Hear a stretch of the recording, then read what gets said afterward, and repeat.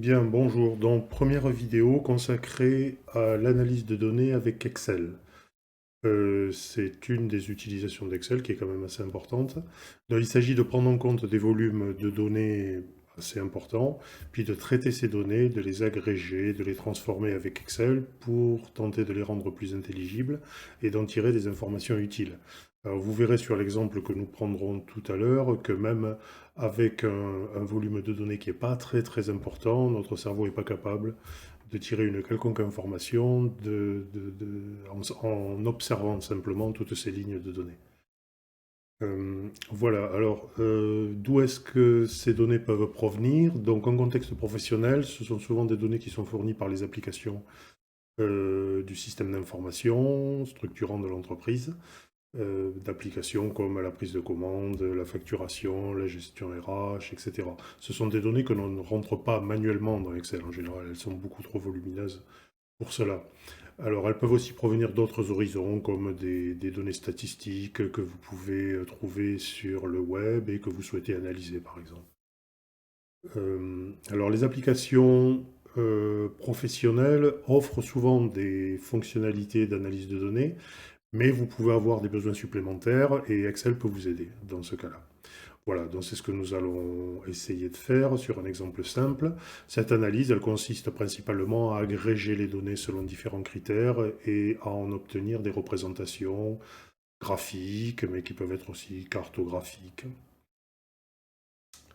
Voilà, donc désolé encore pour cette introduction un peu longue. Nous allons maintenant passer à l'exercice. Donc j'ai préparé quelques données qui correspondent à des ventes de produits et que nous allons essayer d'analyser. Alors lorsque vous faites ce type d'analyse, la première question qui se pose à vous, c'est comment importer ces données dans Excel. Alors parfois vous obtenez ces données directement au format Excel, c'est le cas parfois. Certaines applications permettent d'exporter tout ou partie de leurs données au format Excel et à ce moment-là, le problème de l'importation ne se pose pas. Mais il arrive aussi fréquemment que les données soient disponibles dans d'autres formats et en particulier dans un format texte. C'est même probablement ce qu'on rencontre le plus souvent. Donc j'ai préparé deux exemples, ce sont les mêmes données, mais dans deux formats texte un peu différents. Le premier, c'est le format dit texte délimité, où les données sont séparées par un caractère particulier. Ces fichiers qui sont pourtant des fichiers texte ont souvent une extension qui n'est pas TXT mais qui est CSV, c'est de l'anglais, ça signifie comma separated value, c'est-à-dire valeur séparée par une virgule. Le plus souvent en réalité c'est un point virgule. Alors, je vous propose de jeter un œil à ces données, voilà comment elles s'organisent. Donc vous voyez effectivement hein, toutes les valeurs sont séparées par des points virgules. La première ligne correspond enfin, à ce qui va devenir les en-têtes de colonne dans Excel et les lignes suivantes correspondent aux lignes de données. Voilà. Alors, lorsque vous installez Excel, les fichiers avec extension CSV pardon, sont reconnus comme des fichiers gérés par Excel. C'est ce qui explique que vous ayez un petit icône Excel en face de ce fichier, et ce qui fait qu'également, lorsque vous allez double-cliquer sur un fichier de ce type, c'est l'application Excel qui va être lancée, et pas le bloc-notes, comme c'est généralement le cas pour les fichiers texte. Donc, si nous réalisons cette opération, voilà, Excel démarre, et vous voyez que le point-virgule a bien été reconnu comme séparateur, et les données sont bien distribuées dans les différentes colonne conformément à ça. Et votre importation est terminée à ce stade. C'est vraiment très simple.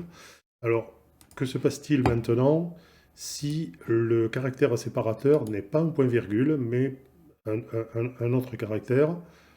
Nous allons prendre par exemple le point, par exemple. Donc, remplacer, je vais remplacer tous les points-virgules par des points. Voilà, et j'enregistre le fichier. Si maintenant je refais la même opération, voilà, vous voyez que là, par contre, Excel n'a pas reconnu le point comme un caractère séparateur et a placé toutes les données dans la première colonne. Alors, c'est pas perdu pour autant.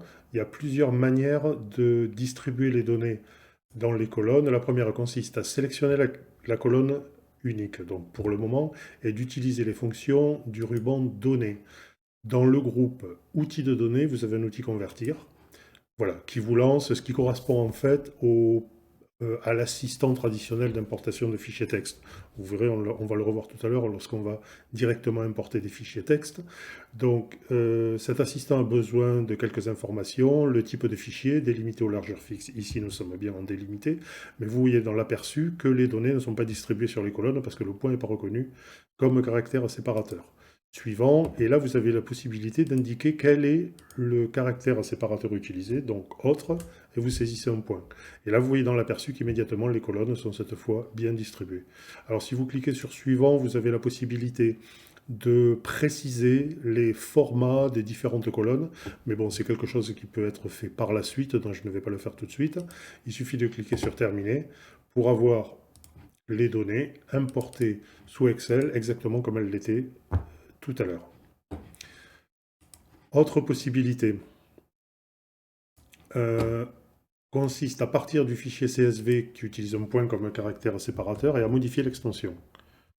Donc je vais mettre une extension TXT. Dans ce cas-là, alors j'ai déjà un fichier TXT qui a ce nom-là, donc il me propose de le renommer en 2. Si je double-clique maintenant sur ce fichier, vous voyez que le contenu est toujours le même, mais par contre, ce n'est pas Excel qui est lancé, mais c'est l'application qui est associée au fichier d'extension TXT, c'est-à-dire le bloc-notes. Donc si je veux importer ce fichier, maintenant je vais devoir l'ouvrir.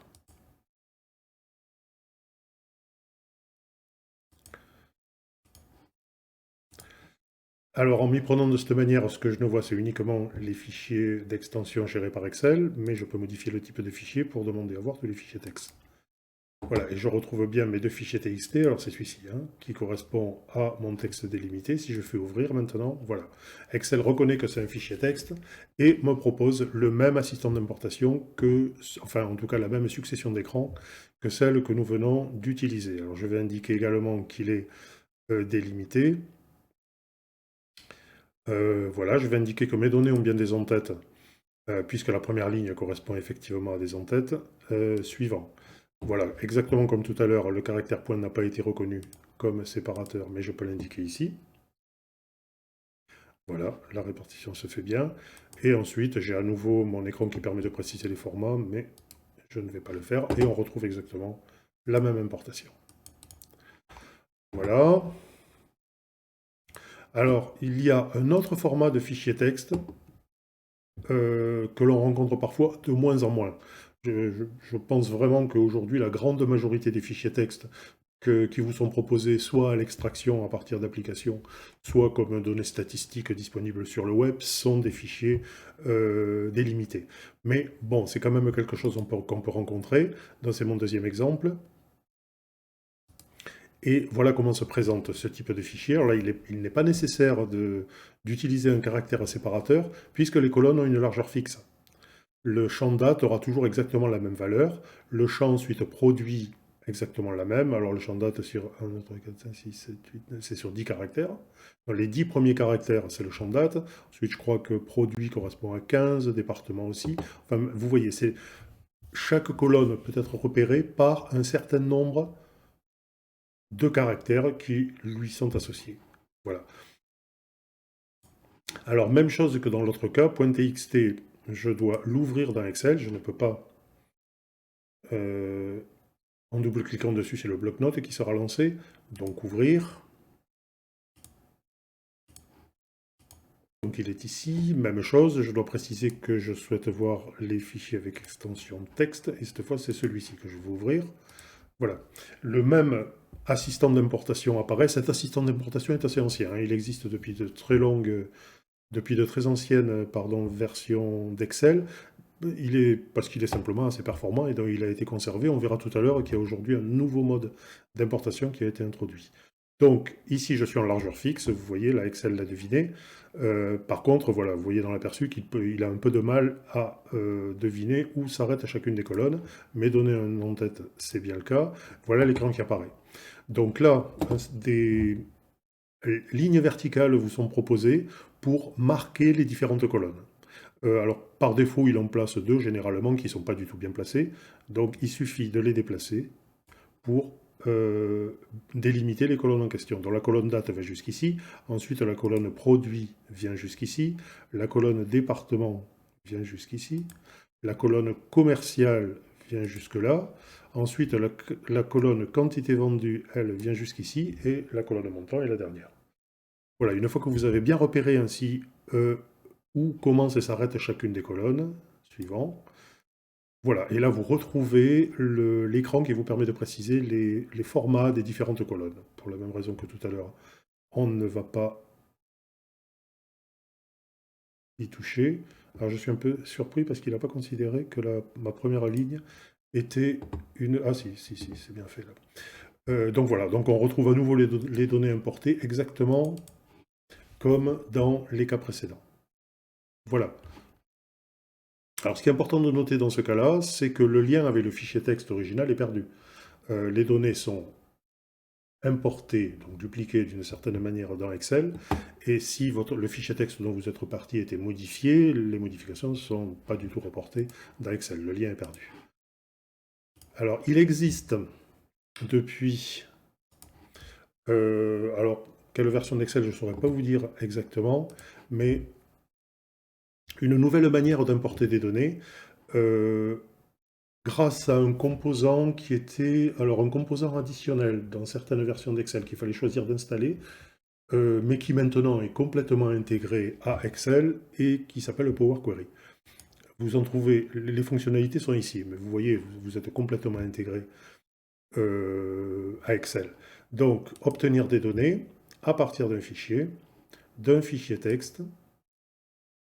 Donc d'abord, le fichier texte délimité, si vous vous souvenez.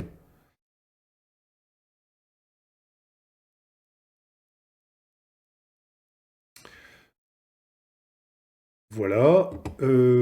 Donc il a bien reconnu, enfin il a bien supposé que c'était du texte délimité. Par contre, là encore, il ne reconnaît pas le point comme caractère séparateur, mais il suffit de lui dire, voilà, personnaliser, et d'indiquer que le caractère séparateur, c'est un point. Et voilà. Et cette fois, la distribution en colonne est bien faite, et correspond à ce qu'on veut, et il suffit à ce moment-là de charger dans Excel pour se retrouver avec les données intégrées dans Excel. Alors vous voyez qu'ici, les données sont intégrées directement dans un format tableau. Alors, nous reviendrons un peu plus loin dans ces vidéos sur ce à quoi correspond ce format tableau. Et une connexion a été créée. Ce qui signifie que là, une différence importante par rapport à ce que nous venons de faire avec l'importateur traditionnel, c'est que le lien est conservé, et que si vous modifiez le fichier texte dont nous sommes partis, en lui donnant le même nom et en le laissant au même endroit, il suffira dans Excel d'actualiser les données pour qu'automatiquement, voilà, ça se fait ici, hein, vous voyez, au niveau des fonctionnalités Power Query, pour qu'automatiquement les nouvelles données soient prises en compte. Donc c'est une différence importante par rapport à ce qui se fait avec l'import traditionnel. Donc nous allons refaire maintenant la manipulation avec Power Query, mais avec le deuxième fichier texte, c'est-à-dire celui qui est à largeur fixe. Donc à partir d'un fichier, mon deuxième fichier texte, voilà celui qui était à largeur fixe, importé. Voilà. Et là, l'import va nécessiter de rentrer plus avant dans les fonctionnalités de Power Query pour distribuer les colonnes en fonction de cette fameuse largeur fixe. Donc je ne peux pas directement charger, j'aurai simplement tout dans la même colonne, mais je dois utiliser des fonctionnalités un peu plus avancées de Power Query en cliquant sur transformer les données. Donc voilà la fenêtre Power Query qui s'affiche. Alors nous allons faire, nous allons distribuer cette colonne, la fractionner pour que, en fonction du nombre de caractères, Power Query répartisse les données dans plusieurs colonnes. Donc pour ça, fractionner la colonne, on va le faire par position. Voilà. Et alors là, l'import est beaucoup moins ergonomique que le petit assistant traditionnel, puisqu'il faut indiquer les positions des différents champs. Alors bon, je les avais mesurés pour préparer cet exercice. Voilà. Donc c'est le rang, enfin la position en nombre de caractères du début de chacun des champs en commençant à 0. C'est-à-dire le premier champ de date commence à 0, ensuite le champ produit commence à 10, etc. Donc si je lance le fractionnement, Voilà ce que j'obtiens. Donc le fractionnement se fait bien, je retrouve bien mes colonnes. Ce qu'on constate, c'est que la première ligne n'a pas été reconnue comme ligne d'en-tête des colonnes, mais j'ai une fonctionnalité pour cela. Voilà, utiliser la première ligne pour les en-têtes. Et vous voyez qu'à ce moment-là, non seulement il utilise la première ligne pour les en-têtes, mais il adapte les formats de chacune des colonnes. Vous voyez, vous avez un petit icône qui correspond dans Power Query au type de champ. Dans le champ date, il voit bien que c'est une date. Cet icône-là correspond à une date. Le champ produit ABC du texte, département du texte, commercial du texte, quantité vendue 1, 2, 3, un champ numérique, et le montant qui n'est pas alimenté pour le moment, un champ texte également. Alors vous voyez que les différentes étapes par lesquelles vous êtes passé apparaissent ici. L'import, le fractionnement des colonnes, les types qui ont été automatiquement modifiés par Power Query, la promotion des en-têtes, c'est-à-dire de la première ligne pour devenir les en-têtes de colonne, et enfin le type automatiquement modifié à nouveau par Power Query. Ces différentes étapes sont mémorisées, et lorsque vous actualiserez dans Excel ce champ, si jamais vous avez une version actualisée de ce fichier qui arrive, toujours la même chose, même nom et même endroit, toutes ces activités, tout ce script, en quelque sorte, sera automatiquement redéroulé. Pour l'importer dans Excel, il suffit maintenant de fermer et charger. Voilà, et vous retrouvez vos données dans Excel au format tableau, c'est important, et avec une connexion qui a été créée qui vous permettra de les mettre à jour. Même chose dans le fichier données, en actualisant tout, pour le cas où le fichier dont vous êtes parti aurait été réactualisé dans l'intervalle. Donc voilà pour les importations de données. Maintenant, ce que je vous propose, c'est d'aller un peu plus avant dans l'analyse de ces données.